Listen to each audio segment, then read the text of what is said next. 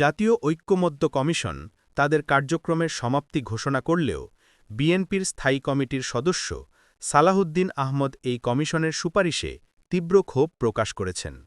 তার মতে, কমিশনের কার্যক্রম জাতীয় ঐক্য নয়, বরং জাতীয় অনৈক্য প্রতিষ্ঠার পথে এক নতুন অধ্যায় খুলে দিয়েছে। মঙ্গলবার আইন উপদেষ্টা অধ্যাপক ড আসিফ নজরুলের সঙ্গে বৈঠক শেষে সাংবাদিকদের মুখোমুখি হয়ে সালাহুদ্দিন আহমদ বলেন, জাতীয় ঐক্যমত্য কমিশনকে ধন্যবাদ না দিয়ে উপায় নেই।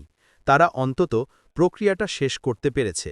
কিন্তু একই সঙ্গে আবারও ধন্যবাদ দিতে হচ্ছে, কারণ তারা জাতীয় ঐক্য নয়, জাতীয় অনৈক্য প্রতিষ্ঠার এক প্রচেষ্টা নিয়েছে।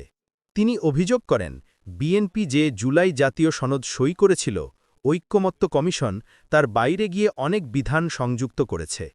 আমরা যে সনদে স্বাক্ষর করেছি, তার বাইরে থাকা বহু আদেশই কমিশনের সুপারিশে যুক্ত করা হয়েছে।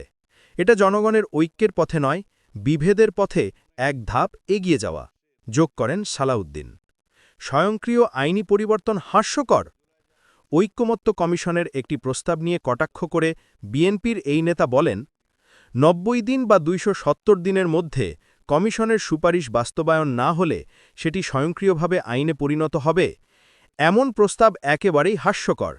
তার মতে, এমন সুপারিশ গণতান্ত্রিক প্রক্রিয়াকে উপহাসে পরিণত করে। আরপিও ও বহুদলীয় গণতন্ত্রের প্রসঙ্গ।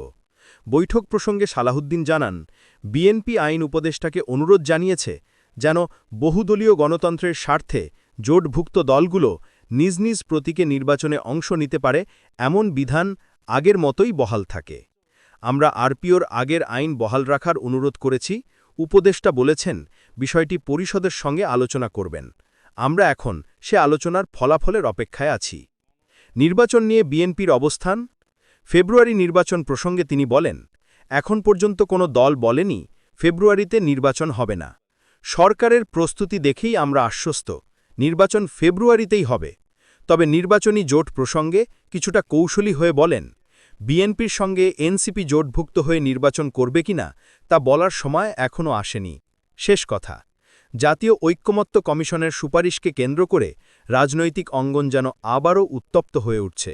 সালাহুদ্দিন আহমদের এই মন্তব্য নতুন করে প্রশ্ন তুলছে, এই কমিশন কি সত্যি ঐক্যের সেতুবন্ধন গড়ছে, নাকি অনৈক্যের নতুন অধ্যায় রচনা করছে?